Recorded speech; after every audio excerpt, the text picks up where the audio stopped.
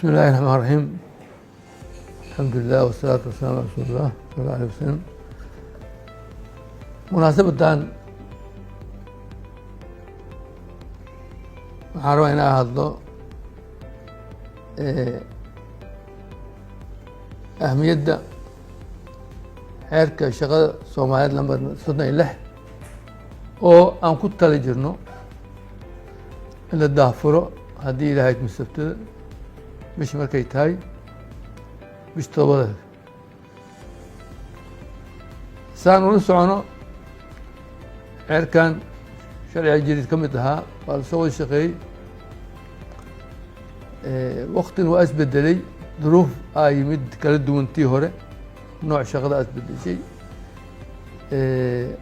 waxyaalo badan oo awal oo ku tiirsanaan jirin hadda soo baxeen haddii duruuf cusub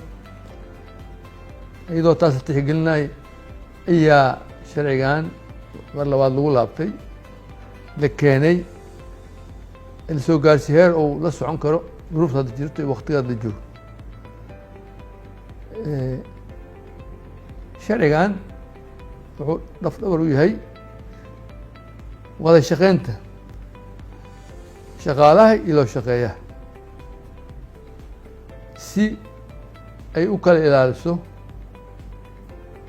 u kala difaacdo xuquuqda ay kala leeyihiin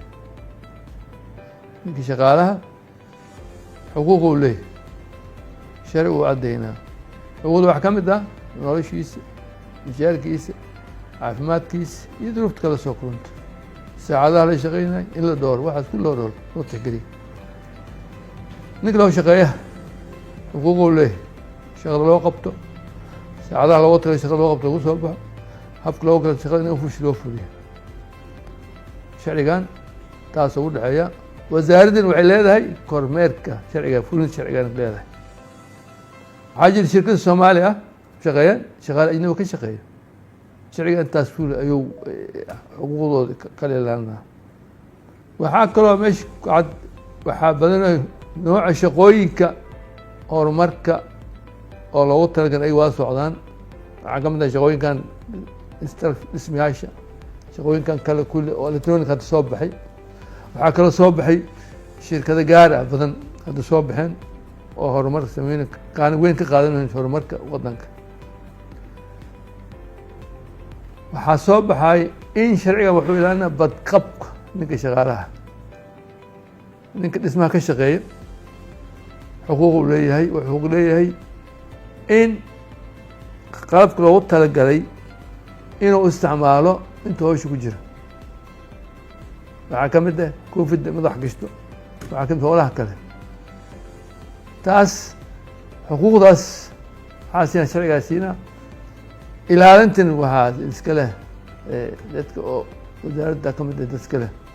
wasaaradda oo iska leh inay ilaaliso wixii loo sameeyo warshadaha jira soo baxeen cusub warshadahaas ayagana warshada waxaa jiro oo ninka shaqaalaha ka shaqeeya daryeel gaara u baahan inay leeyihiin sharcigan waa u saamaxaa daryeelkaas inay helaan go-aanta waxaa kaloo jiro xuquuq oo la iska fududeysanayo hadday ay jiri jireen laakiin haddii aada loo adkeynayo fasax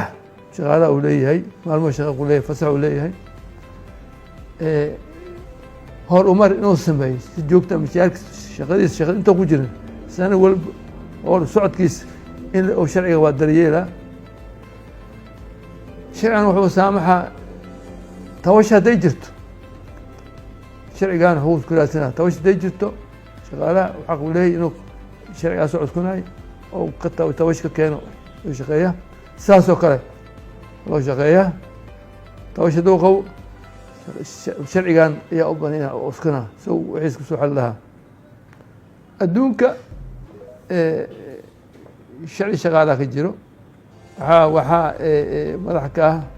ururka ILO la socda International Labour Organization shuruuc kasta waddanka leeyahay waxay ku saleeyihiin shuruucdaas sharcigan wuxuu la jaan qaadayaa